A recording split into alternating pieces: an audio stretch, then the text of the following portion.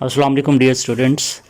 Welcome again to my YouTube classroom with another lecture on a beautiful and mesmerizing short story Overcoat written by a prominent Pakistani writer Ghulam Abbas. This story is about a young man who is apparently well groomed and talked up well to enjoy a player promenade on the mall. He was enjoying his time by involving himself in little pleasures like smoking a cigarette and window shopping. Unfortunately, this fop was crushed under a heavy truck. When he was taken to hospital, the retards were shocked to explore another aspect of his personality. During the postmortem, the nurses were astonished to see the utter poverty which was delicately covered by this young man under his overcoat.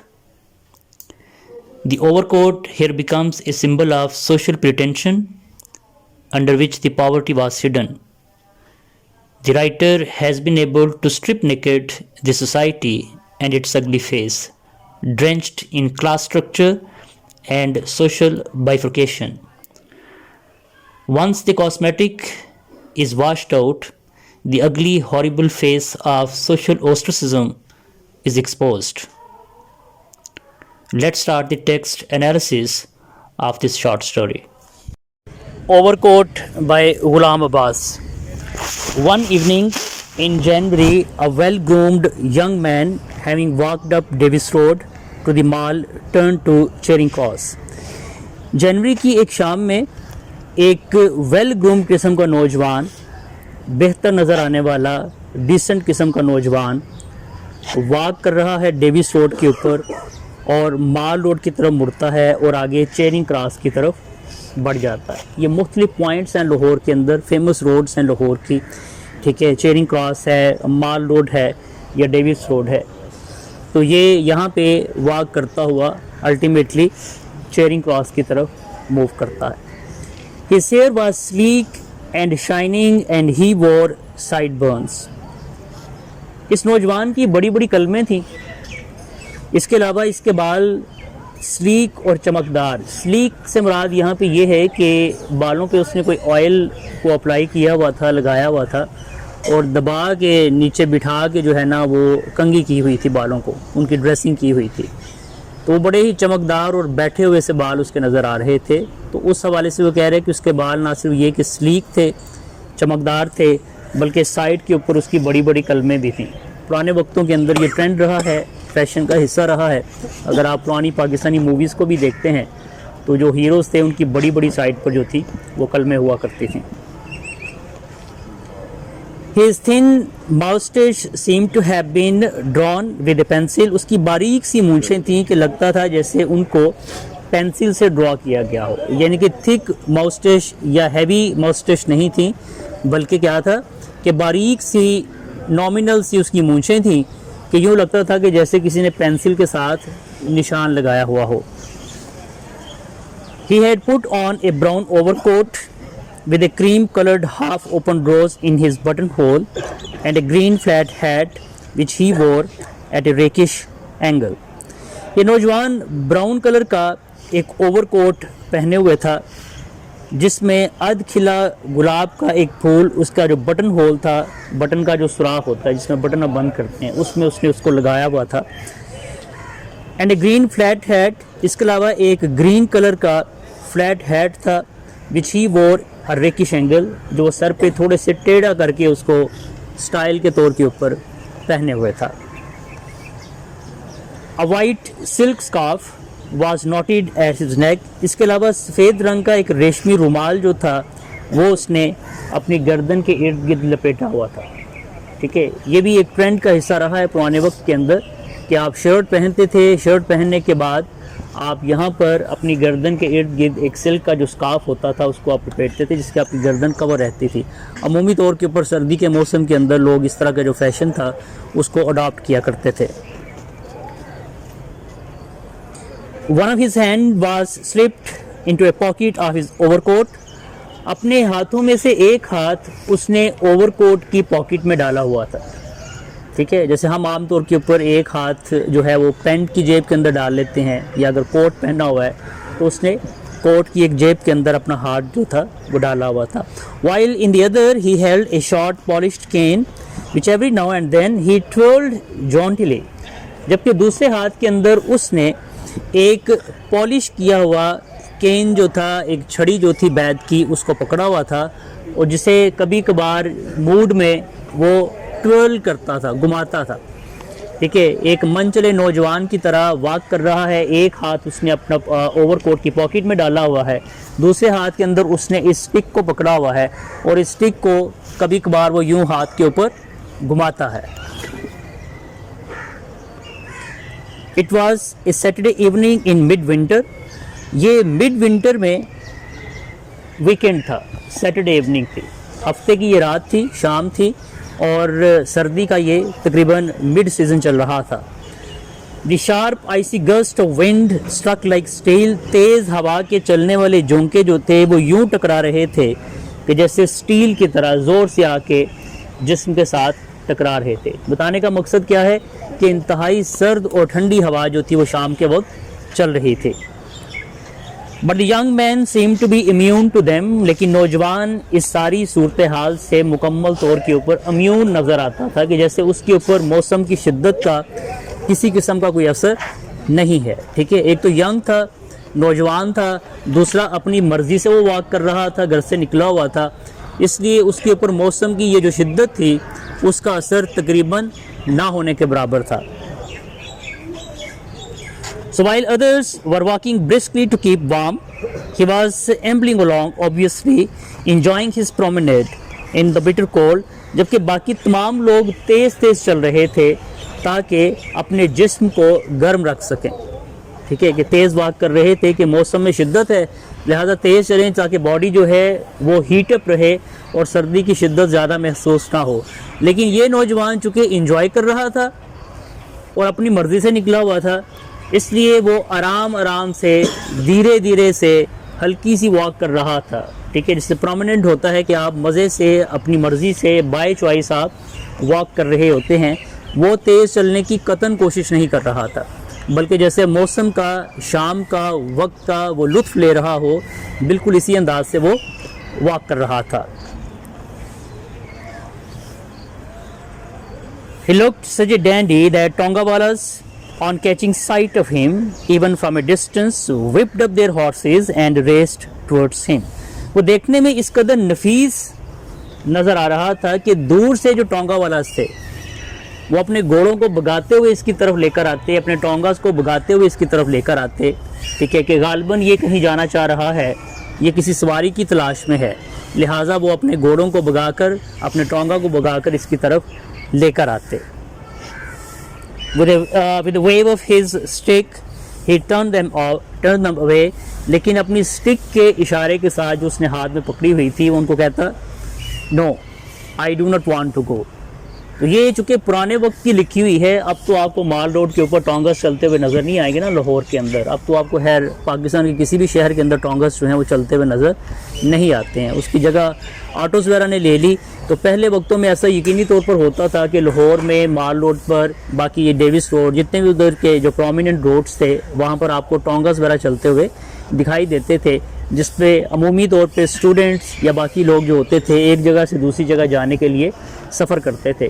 तो ये चूँकि बेहतर लिबास के अंदर नज़र आ रहा था, देखने में दूर से एक अच्छा पॉजिटिव इम्प्रेशन दे रहा था, पढ़ा लिखा नज़र आ रहा था, तो दूर से जब कोई देखता कि ये पैदल चल रहा है तो टोंगस वाला इसकी तरफ भागते हुए आते कि गालबन ये सवारी है तो हम जाकर इसको इंगेज करते हैं, लेकिन ये अपनी स्टिक के इशारे के साथ उनको ना कर देता, रिफ्यूज़ कर देता। A taxi also drew near him and the driver looked at him inquiringly. फिर कोई टैक्सी वाला भी इसे देखता है और इसकी तरफ बढ़ता है और इसे सवालिया नज़रों से देखता है। ठीक है, कि गालबन ये शख्स किसी तरफ जाना चाह रहा है। तो टोंगा वालस भी आ रहे थे, एक टैक्सी वाला था, उसने भी यही सोचा, लिहाजा वो टैक्सी लेके इसकी तरफ बढ़ता है और सवालिया नज़रों से इसकी तरफ देखता है। He too was turned off, इसे भी वो रिफ्यूज़ कर देता है, इनकार कर देता है। This time with no thank you. इस बार छड़ी के इशारे से नहीं, बल्कि क्या कहता है, नो थैंक यू, बहुत शुक्रिया। As the evening advanced, the cold became more intense. जो शाम बढ़ रही थी, रात की तरफ हम बढ़ रहे थे, मौसम की जो शिद्दत थी, सर्दी की जो शिद्दत थी, इसमें भी इजाफा हो रहा था। It was a cold that induced people to seek comfort in prayer. ये सर्द मौसम ही था कि जो लोगों को इस बात के ऊपर उबार रहा था कि वो कंफर्टेबल फील करें, अपनी खुशी को एंजॉय करें। At such times, it was not only the profligate who ranged abroad, but even those who were usually content to live with their loneliness emerged from their hideouts to join the gaiety of the streets. ये ऐसा मौसम था कि जिसमें सिर्फ आवारा घूमने वाले लोग ही घर से बाहर नहीं निकलते थे, बल्कि वो तमाम लोग जो अमूमी तौर के ऊपर घरों में रहना पसंद करते हैं, अपनी तन्हाई के अंदर रहना पसंद करते हैं, उन्हें भी मौसम की ये जो शोही है, शाम का ये जो सुहाना मौसम है, वो अपने घरों से बाहर की तरफ निकालता है कि घर से बाहर निकलते हैं, घूमते फिरते हैं, किसी रेस्टोरेंट की तरफ जाते हैं, होटल की तरफ जाते हैं, सिनेमास की तरफ जाते हैं। उस वक्त यही मेजर इंटरटेनमेंट्स हुआ करती थी। तो ये मौसम बेसिकली ऐसा था कि घरों में लोग कम ही रुकते थे, बल्कि कहते थे कि मौसम बड़ा खूबसूरत है, तो शाम को बाहर की तरफ कहीं निकलते हैं, घूम फिर कर आते हैं। And so people converged on the mall, where they amused themselves among the variety of hotels, restaurants, cafes and snack bars, each according to his means. लिहाजा लोगों का एक रश उमड़ आता है माल रोड के ऊपर। लोग मुख्तलिफ किस्म के रेस्टोरेंट्स, होटल्स में, कैफ़े बार में, स्नैक बार में बढ़ते हैं, जाते हैं। हर कोई अपनी जेब के मुताबिक, अपने वसाइल के मुताबिक अपने आप को एंटरटेन कर रहा था। जिसकी जहाँ जाने की कैपेसिटी थी, गुंजाइश थी, वहाँ पर जाकर शाम के इस खूबसूरत वक्त को एंजॉय कर रहा था। Those who could not afford the pleasures insides were content to gaze at the colored lights and brilliant advertisements outside. वो लोग जो कि इतनी गुंजाइश नहीं रख सकते थे कि किसी होटल में, रेस्टोरेंट के अंदर बैठकर एंजॉय कर सकें, वो बाहर खड़े होकर रोशनियों को देखकर खुश हो रहे थे, या रंग बिरंगी जो एडवर्टीज़मेंट थी, होर्डिंग बोर्ड्स लगे हुए थे, उनकी लाइट्स को देखकर अम्यूज़ हो रहे थे। यानी कि बेसिकली ये शॉर्ट स्टोरी पाकिस्तान या लाहौर के उस फेज़ ऑफ हिस्ट्री की बात कर रही है कि जब आहिस्ता आहिस्ता से चीज़ें डेवलप हो रही थी। ठीक है, कि इलेक्ट्रिसिटी जो थी वो थी, लाइट्स जो थी वो लगना शुरू होगी मार्केट्स में, बाज़ार के अंदर। जो शॉपकीपर्स थे, अपने कस्टमर्स को अट्रैक्ट करने के लिए उन्होंने डिफरेंट कलर के रंग बिरंगे लाइट्स वाले जो हैं वो होर्डिंग्स बाहर लगाना शुरू किए, तो लोग उन लाइट्स को देखकर अट्रैक्ट होते थे। अब तो ये चीज़ें बड़ी कॉमन हो गई है ना, हमें ये चीज़ें अब फील नहीं होती। तो ये उस वक्त है कि जब ये चीज़ें नई नई थी, तो लोगों के लिए इनको देख लेना ही जो था ना, वो भी एक अम्यूज़मेंट का हिस्सा हुआ करता था। तो जिसकी जेब के अंदर पैसे नहीं होते थे, वो फिर क्या करता था, वो बाहर इन लाइट्स को देखकर वो अम्यूज़ हो जाया करता था, इंजॉय कर लिया करता था। हाँ, जिसके पास वसाइल थे, ज़राए थे, वो यकीनी तौर के ऊपर क्या करते थे, वो अंदर जाकर होटल्स में, शॉप्स में खाते पीते, मौज मस्ती करते। Up and down the main road there was an unending streams of cars, buses, tongas and bicycles, while the pavements thronged with pedestrians. हर तरफ रोड के दोनों जानिब, आगे की तरफ, पीछे की तरफ आपको कितारें ही कितारें नज़र आती, गाड़ियों की, कार्स की, बसेस की, टोंगास की, बाइसिकल्स की। और बाकी जो फुटपाथ थे वो पैदल चलने वाले लोगों के हजूम से भरे हुए थे। यानी कि एक शदीद किस्म का हजूम जो है वो आप शाम के वक्त देख सकते थे। लाहौर के ये बड़े ही फेमस रोड्स रहे हैं, हमेशा से रहे हैं, आज भी हैं। तो यहाँ पर आपको रश नज़र जो है वो आता है कि लोग फुटपाथ पर भी चल फिर रहे हैं। बाकी इधर उधर पार्किंग के अंदर आपको गाड़ियाँ जो हैं हर तरह की वो नज़र आती हैं। The young man seated on the cement bench was watching with interest the people passing on the pavement before him. नौजवान एक सीमेंट के बने हुए बेंच के ऊपर बैठा, लोगों को, आते जाते लोगों को इंतहाई दिलचस्पी के साथ देख रहा था। Most of them were wearing overcoats which were of every kind, from Astrakhan to rough military khaki such as are found in the large bundles at the second hand clothes shop.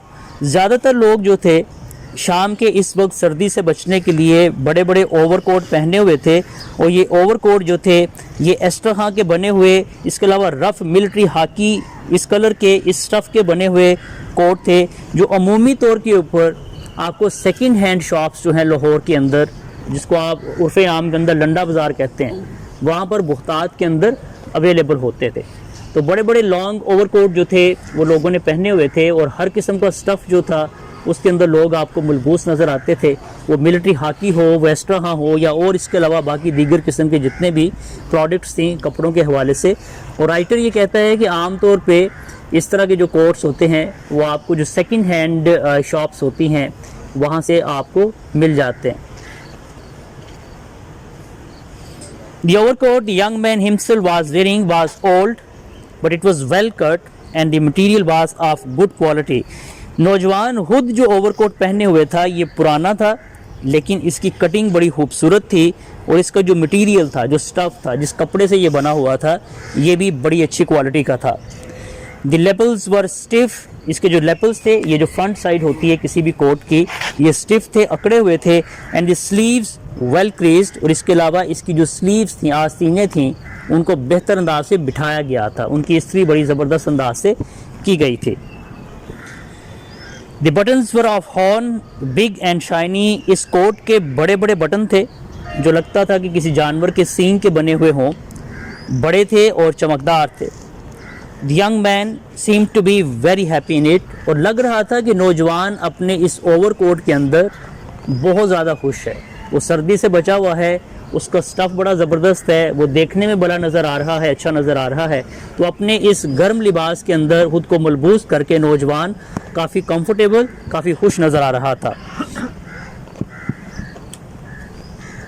A boy selling pan and cigarettes with a tray of his wares passed by, एक लड़का जो हाथ में पान लिए हुए था, cigarettes की ट्रे लिए हुए था और बाकी इस तरह की अशिया लिए हुए था, वो पास से गुज़रता है और आवाज़ लगाता है पान वाला, ठीक है, कि अगर कोई पान ख़रीदना चाहता है तो वो अपने ग्राहकों को, अपने कस्टमर्स को इस तरह से अपनी तरफ अट्रैक्ट करता है आवाज़ लगाकर।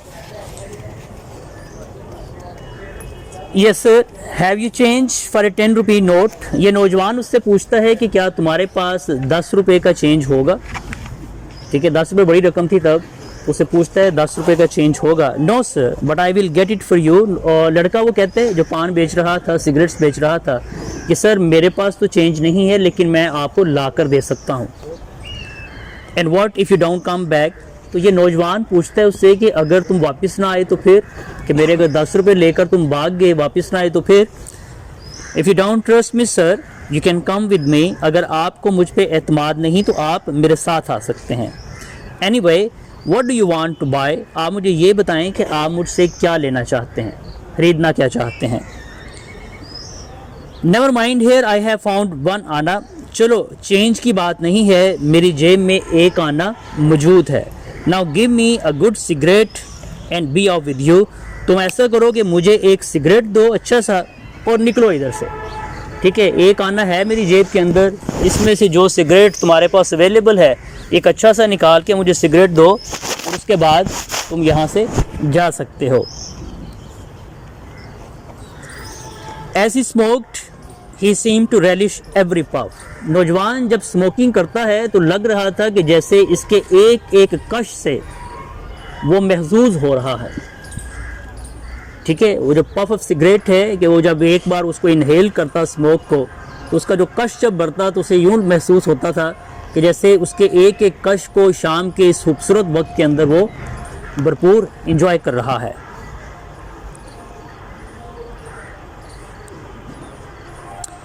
A small, lean, white cat shivering with cold rubbed against his legs and mute, एक छोटी सी कमज़ोर सी सफ़ेद रंग की बिल्ली इसके पास से गुज़रती है, इसकी टांगों से अपने आप को रगड़ के गुज़रती है और मुंह से आवाज़ निकालती है, जैसे बिल्ली के बोलने की आवाज़ होती है, म्यूट उसको कहते हैं, वो आवाज़ निकालती है। Sorry, He stroked it and it leapt up onto the bench. ये अपनी टांग के साथ बिल्ली को हल्की सी किक करता है और बिल्ली जंप लगाकर वो जो सीमेंट का बेंच है उसके ऊपर आकर बैठ जाती है।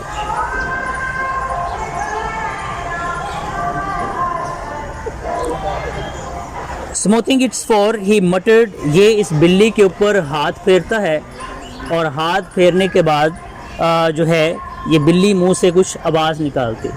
म्यूज़िक की अपनी जान है ना, ज़ाहिर बात है। ट्रॉली का म्यूज़िक जो होता है वो होता भी आवाम के लिए है, वो खुद उसे नहीं समझ आ रही जो ट्रॉली चला रहा है, ठीक है। वो ट्रॉली की जो टेप या ट्रॉली का जो म्यूज़िक होता है ना, ये बाकी आवाम के लिए होता है, ठीक है। ड्राइवर हो सकता है अपने जो है वो हसीन ख्यालात में कहीं जा रहा हो, तो वो देखे ना कि टीचर पढ़ा रहे हैं लेकिन वो लेसन हमारा वहीं पर रह गया है, ठीक है। लेकिन जो नगमा वो हमें सुनाता हुआ सुबह सुबह गया है, ठीक है, उससे आपकी जो सुबह है वो उसी तरह से हंसी हुई है जिस तरह उसकी शाम हंसी है ओवरकोट वाले की, ठीक है। चलें, बहरहाल अब वो गुजर गया है तो अब आप इस तरह मुतवज्जो हो जाएं।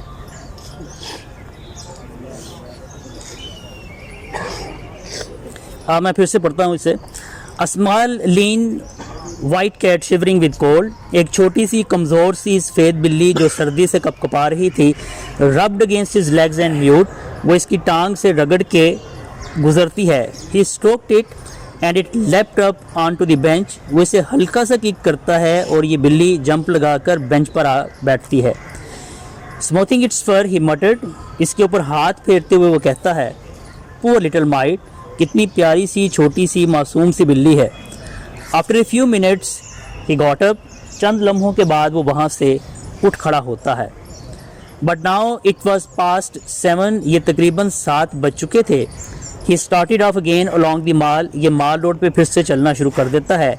N orchestra could be heard playing in one of the restaurants, यहाँ पे मौजूद बहुत से जो रेस्टोरेंट्स थे उनमें से कहीं से किसी ऑर्केस्ट्रा के म्यूज़िक को प्ले करने की आवाज़ आ रही थी। Many people had collected outside, बहुत से लोग इस म्यूज़िक को सुनने के लिए रेस्टोरेंट के बाहर जमा हो चुके थे। मोस्टली दे वर पासर बायस, इनमें से ज़्यादातर पैदल चलने वाले गुजरने वाले राहगीर थे। A few drivers of the waiting taxis and tongas, कुछ ड्राइवर जो कि टैक्सीज और टोंगास चलाते थे वो यहाँ पर मौजूद थे। लेबरर्स एंड बेगर्स, कुछ मजदूर और कुछ फुकरा भी। सम फ्रूट वेंडर्स, कुछ फल बेचने वाले फल फरोश भी वहाँ पे मौजूद थे। Having sold there fruit were also standing around with their empty basket, जो अपने फल बेच लेने के बाद अपनी खाली टोकरियों के साथ यहाँ पर खड़े महसूस हो रहे थे। These people outside seem to be enjoying the music more than those who sat inside, लग रहा था कि ये बाहर खड़े जो लोग हैं ये म्यूजिक का ज़्यादा मज़ा ले रहे हैं उन लोगों की निस्बत जो कि अंदर रेस्टोरेंट के अंदर बैठे हुए हैं। For they were listening in silence though the music was foreign, ये तमाम लोग इस म्यूज़िक को इन